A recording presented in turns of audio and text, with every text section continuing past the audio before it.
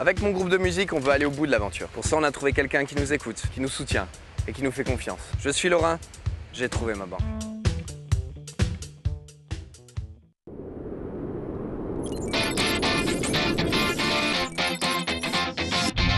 Vous avez absolument raison. Ouais.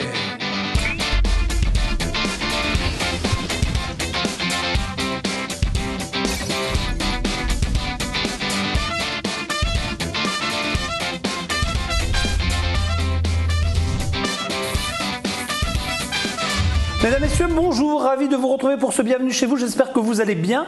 Nous, on va plutôt pas mal, Virginie est en pleine forme, bonjour. En pleine forme, bonjour. Ça va ?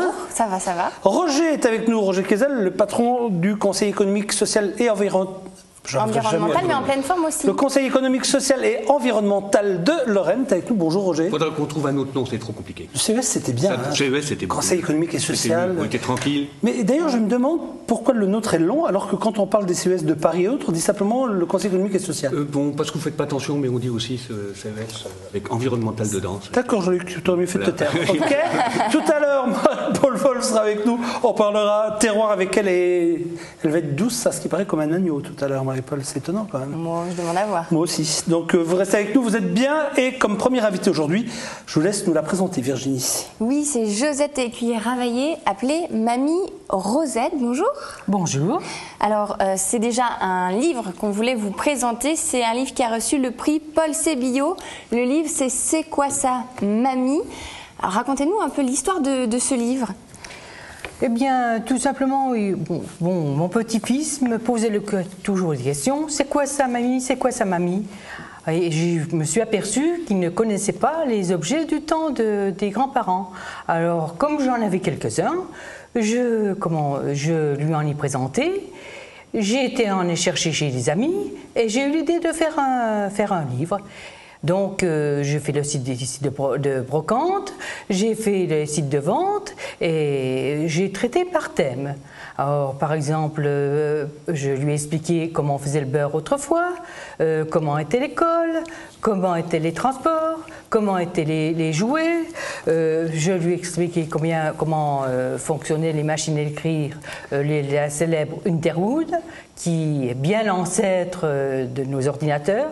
Entre parenthèses, il n'y avait jamais de virus. Mamie Rosette, on va rester entre nous là, parce que j'ai l'impression de vous perdre. C'est-à-dire que vous êtes parti, vous avez soyez tranquille, relax. On est avec vous, on a tout le temps de présenter Parlez-nous votre des livre. objets que vous nous avez ramenés. Présentez-nous ce que vous nous avez ramené. Faites comme chez vous, soyez relax, Mamie Rosette. Alors, je vais déjà commencer par la balance. La célèbre balance ménagère. Robert Val, oui. Robert Val. Avec des poids. Mais il existe également des poids de cuivre.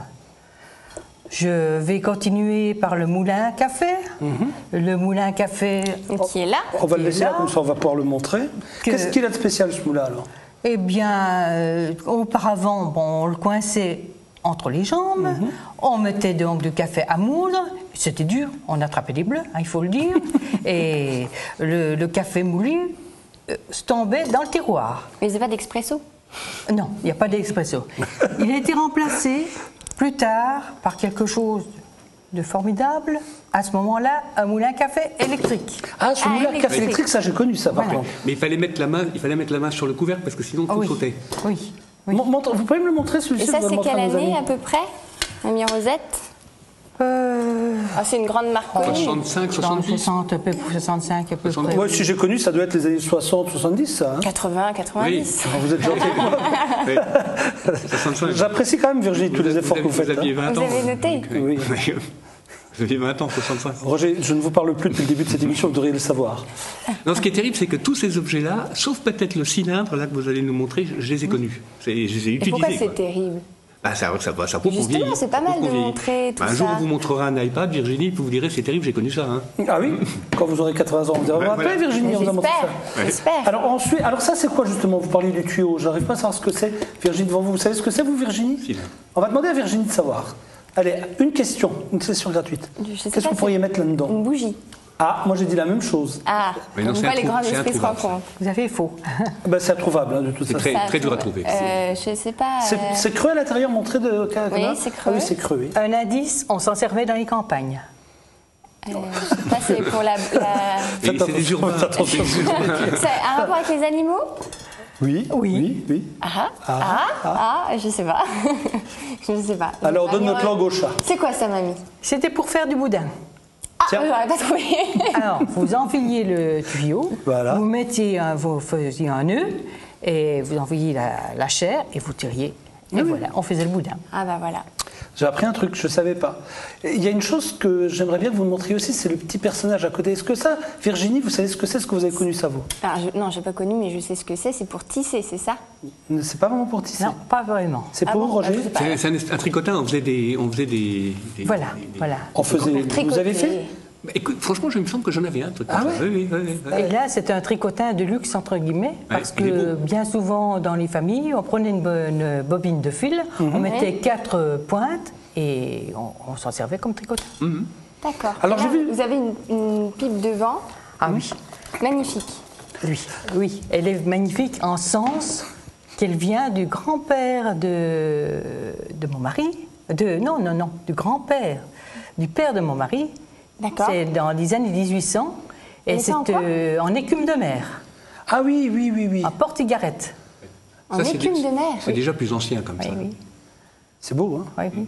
Là, dans votre livre, Mamie, j'ai vu aussi que vous faites forcément un chapitre sur les jouets, les fameux jouets. Roger, je pense que tout ce qui est Dinky Toy, c'est quelque chose qui vous rappelle des souvenirs. Ah oui, Je mets ça on était bien. tout fou avec ça. Il y avait deux marques. Il y avait une marque en plastique, Oui. qui était plutôt nos rêves, et puis il y avait les Dignitos. On était tout contents avec ça. Hein. Vous avez des jouets comme ça quand vous étiez? Moi, j'ai eu des Dinky Toy, oui, j'en ai eu 2. Je regrette de les avoir perdus, en tout cas pas cassés, parce que c'était incassable, ça c'est sûr. Oui, c'était très solide. Mais c'est... Et on en retrouve encore dans les brocantes. Mais Sylvie Tedjen nous en présente régulièrement. Par contre, qu'est-ce que ça fait dans votre livre? Parce que finalement, c'est, si j'ose dire, indémodable. Qu'est-ce que la vache fait dans votre livre? Laquelle Celle-ci, pardon, je ne vous ai pas montré à vous. La vache? Oui. Eh bien, tout simplement, c'est pour montrer comment on faisait le beurre, comment on faisait le fromage, et le chemin de la vache jusqu'à justement la transformation en beurre, en fromage, etc. Mais c'est par thématique dans votre livre? Oui, par thématique, oui. D'accord, maintenant je comprends. Oui. Et vous êtes habillée en vraie Lorraine, En Pré-Lorraine. traditionnelle, et vous avez même Et ramené un je suis sabot. Lorraine et je suis fière de l'être. Ah ouais, raison. vous avez bien raison. Oui. Bien raison. Et ça, c'est superbe aussi. Alors, ça date de quelle année?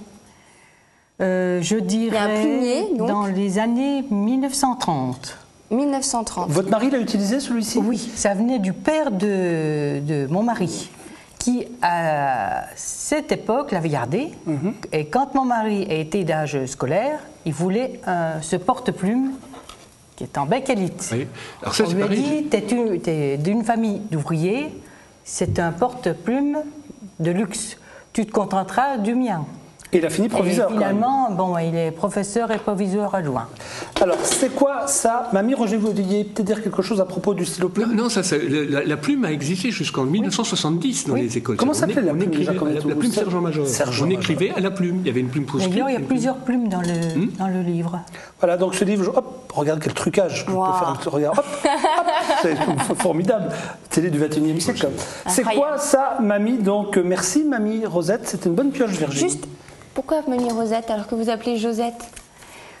Tout simplement parce que mon petit-fils, mon premier petit-fils, à l'âge où il ne savait pas encore te parler, il m'a appelé Mamie Rosette. Et il ne D'accord. savait pas dire Josette. Et C'est ça m'est resté. resté. Et voilà, tout simplement. Est-ce que vous avez déjà entendu parler des papis du rock? Pas du tout. Est-ce que pour vous, les Rolling Stones et les Beatles forcément évoquent des choses? Oui. Eh bien, on se rend compte que 50 ans après le premier tube des Beatles, ils sont toujours à la mode, ils sont toujours là.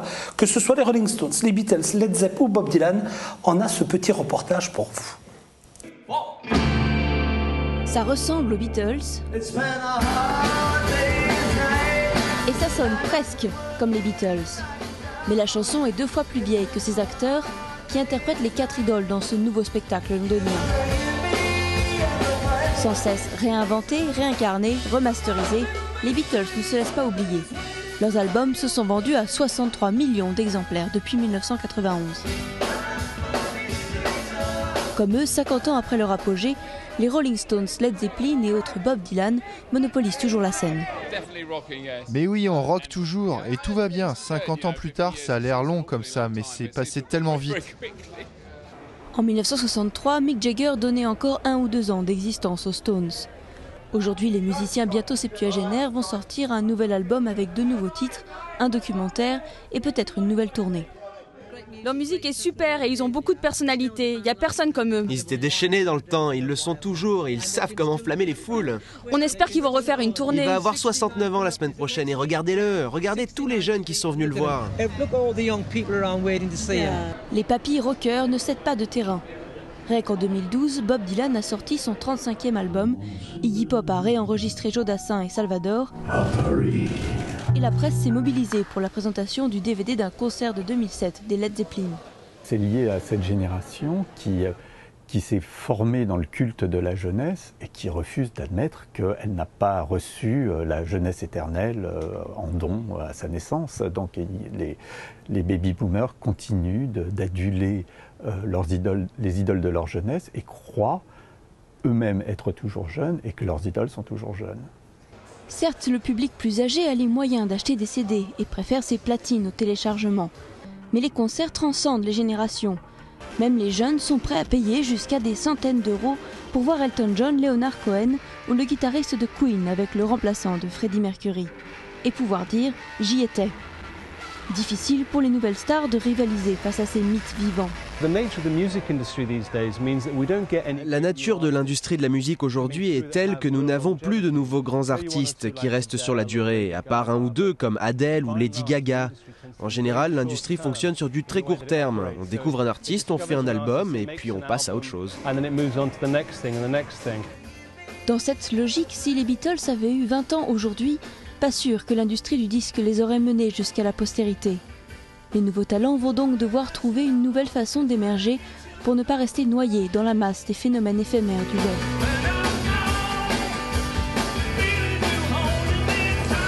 Les papilles du rock sont là et bien là. On salue sur ce plateau l'arrivée de Maria Grazia.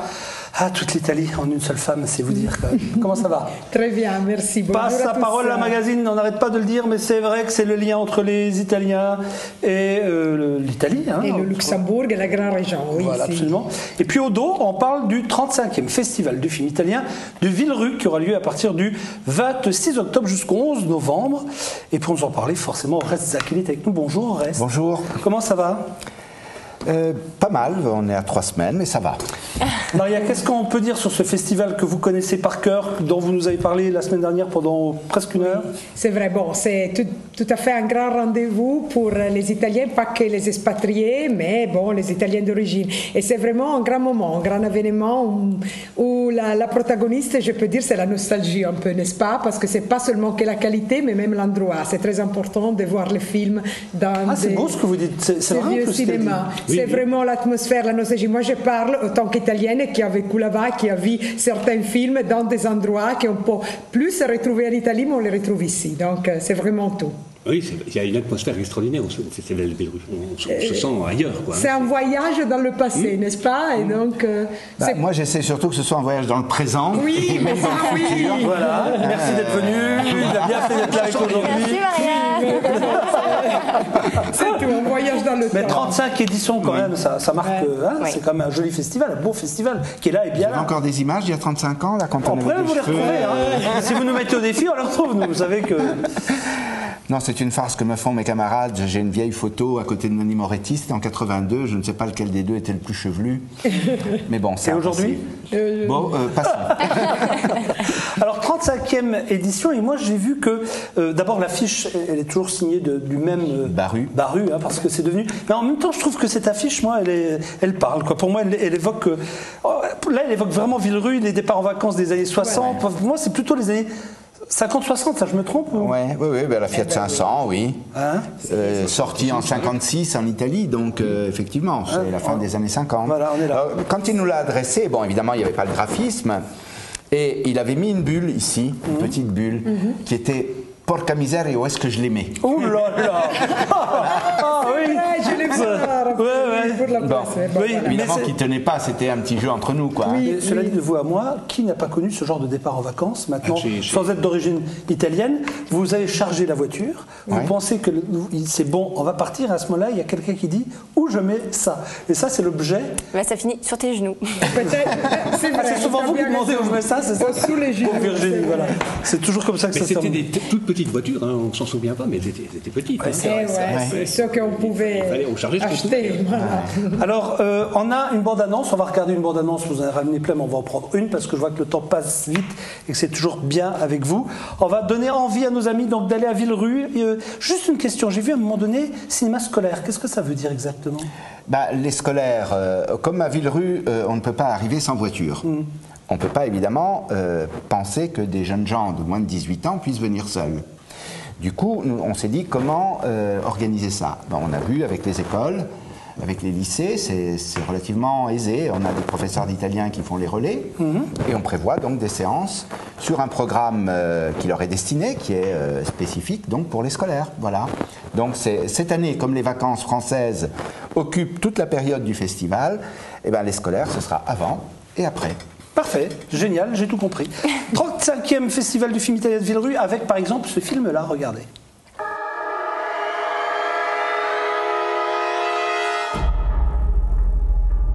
Da quando ho conosciuto l'arte, sta cella è diventata una prigione. Rappresenteremo sulle tavole del nostro palcoscenico un'opera di Shakespeare, il Giulio Cesare. Juan Dario Bonetti, nato il 16 9 71. Quanti secoli a venire vedranno rappresentata da attori questa nostra grandiosa scena, i regni non ancora nati e i linguaggi non ancora inventati. E quante volte Cesare dovrà sanguinare su scene di teatri, come anche qui, oggi, in questo nostro carcere. E Brute siamo amici, sono un uomo d'onore.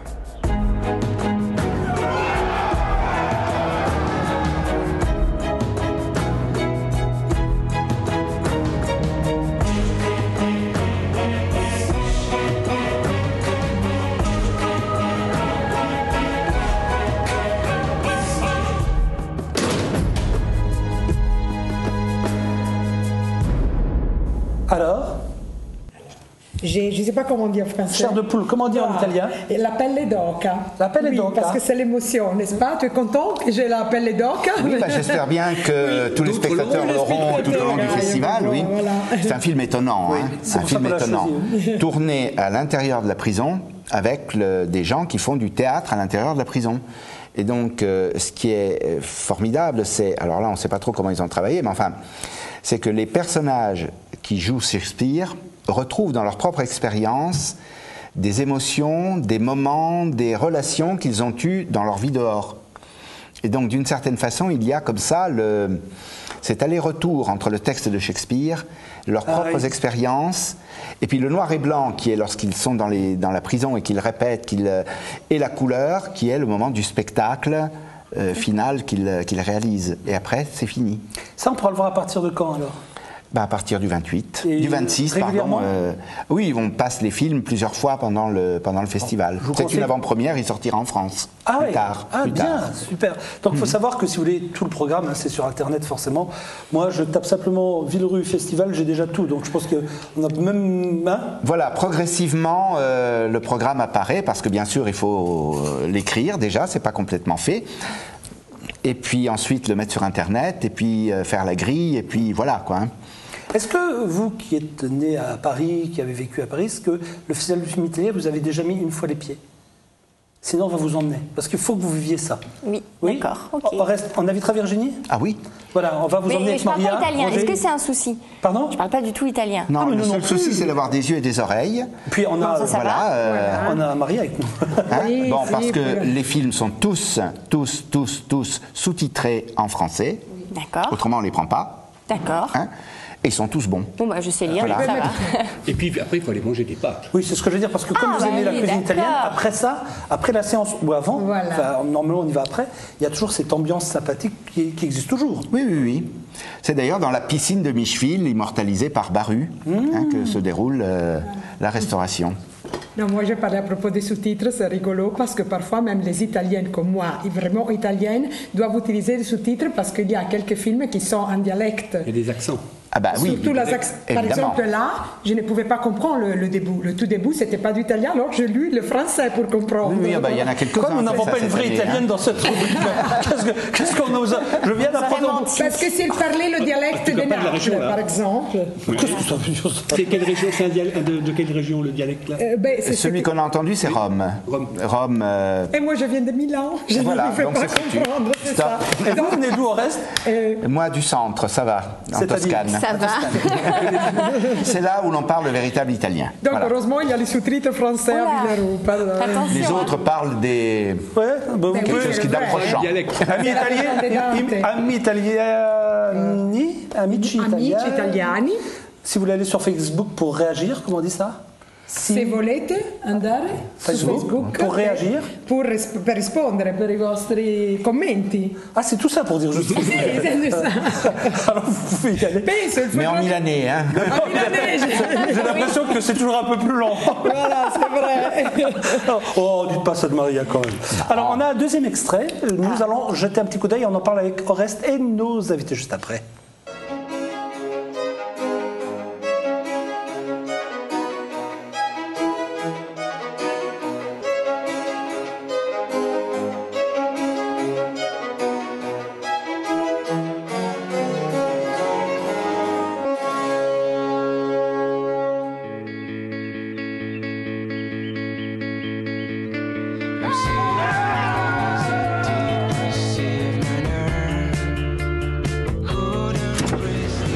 Puoi venire con noi. Ecco il candelabro che avete messo in borsa. Quello è un altro lui, e so anche come si chiama. Ecco, Annalisa. Vuoi venire a farti un giro con noi? E dove mi dovete portare voi?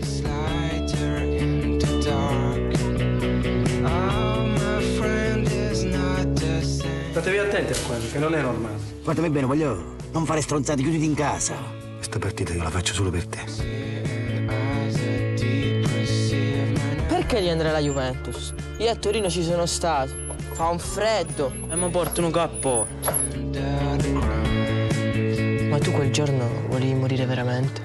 No, non volevo morire. E cosa volevi fare? Volare.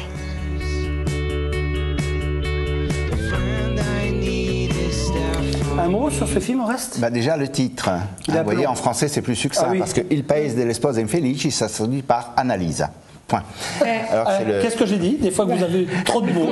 C'est vrai, au contraire. Peut-être Annalise. Le pays des épouses malheureuses. Voilà le titre traduit. C'est une comédie? Pas tout à fait, c'est un film sur des adolescents dans les Pouilles. C'est un film très poétique. Le réalisateur sera là pour présenter le film. On le sent dans la bande-annonce, c'est très poétique. Oui, oui, c'est très poétique. Je peux me permettre de dire une chose, je fais vraiment la journaliste. Autant que femme du Nord, milanaise, je veux dire qu'il y a beaucoup d'art et d'esprit et de développement vraiment dans le sud de l'Italie. Donc chapeau au sud, c'est vrai? Je ne suis pas du sud, mais je transmettrai à qui. Oui, voilà, non, il faut le dire, parce qu'il y a beaucoup de très beaux films qui viennent du sud, qui sont faits au sud de l'Italie. Donc, il y a peut-être des problèmes, on a même un peu d'énergie positive. Oui, c'est sûr. On a fait Naples récemment. Bon, c'est pareil. Voilà. Naples, c'est un foisonnement. Cette année encore, il y aura un certain nombre de films sur Naples, tournés dans Naples, avec des Napolitains qui vont être. On en a entre autres, qui s'appelle Sodoma, l'altra faccia di Gomorra.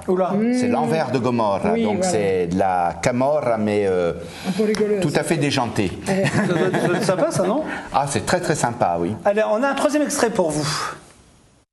C'è stata una bomba in una banca, sembra che ci siano tanti morti. Un boato e una fiammata hanno letteralmente sconvolto l'edificio. Una buca di circa 1 metro di diametro. Buonasera signora, sono il commissario Calabresi. Posso parlare con suo marito? Di cosa mi state accusando? Della bomba sui treni d'agosto o di quella di Piazza Fontana? Si può sapere cosa volete da me? Cosa cazzo volete? Fascisti! Fascisti!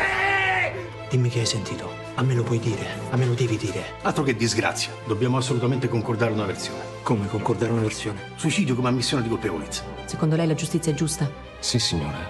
La giustizia è giusta. È stato un incidente O l'hanno ucciso? Da mesi si compiono attentati, seminando panico, feriti, ora anche morti. Chi ha cospirato non ha attenuanti. Nessuno ha cospirato. Un timer così ha innescato l'esplosione in Piazza Fontana. Lo riconosci? Il problema è che io non riconosco lei, né lei né la sua giustizia. Davvero, commissario, lei pensa che uomini dello Stato possano aver voluto la morte di tante vittime innocenti? Sono tante le trappole in questa storia. Una riguarda anche lei. Dimenticati di aver visto questa roba. E se ti posso dare un consiglio, dimenticati anche tutto il resto.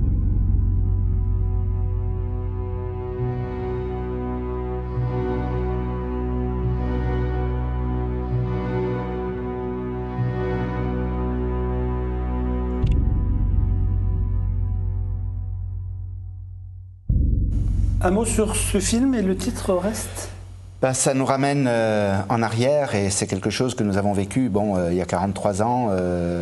C'était un événement qui a été extrêmement marquant. C'était cet attentat dans cette banque qui a inauguré les années de plomb, en quelque sorte. Hein.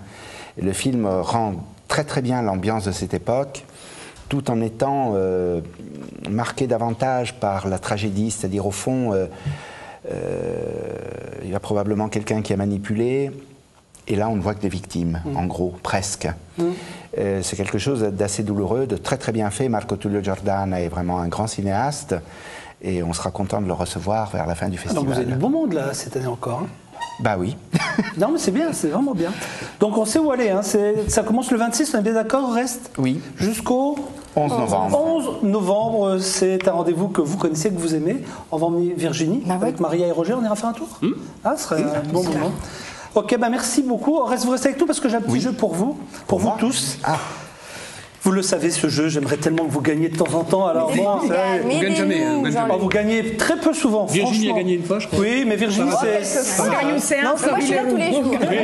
C'est une des meilleures. Alors allons-y. Je vous donne deux indices visuels. Il faut que vous me parliez d'un événement. Alors là, forcément, vous devez trouver parce que vous devez trouver. Un premier élément. Un hélicoptère. Oh là, un hélicoptère. Maria, à quoi ça peut servir? Un CIS, je pense au téléfilm américain. C'est du secours. C'est du secours, me dit Maria. Oui. Non, on ne part pas sur du secours, Maria. Roger, est-ce que vous avez... C'est rien à voir avec la guerre? Rien à voir avec la mer? C'est pacifique. La guerre. La guerre, non, c'est pacifique. C'est pacifique. Ah, dommage. Au reste, une idée? Pour moi, c'était les hélicoptères d'Apocalypse Now. Et vous, Virginie? Allez, deuxième indice. Allons-y, on va donner un deuxième indice. À votre avis, qu'est-ce qui va se passer? Qu'est-ce qu'il va se passer? Sauter en parachute. Ah ouais. Non.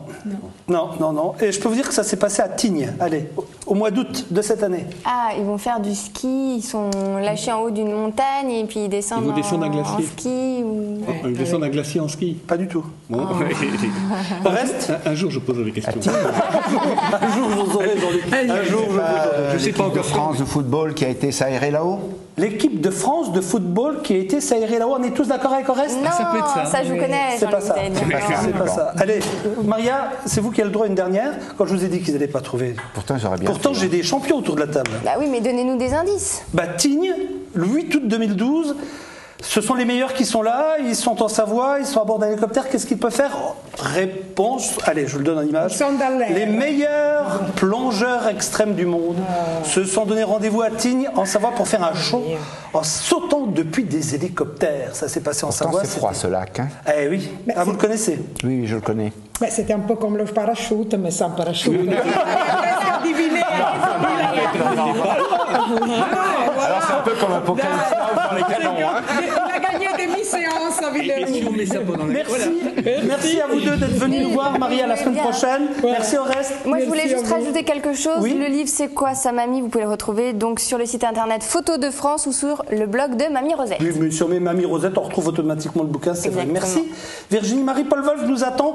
Elle est douce comme un agneau, on ne pourra pas dire mieux que ça. C'est dans quelques secondes, juste après ces quelques pubs. À tout de suite, chers amis, merci encore.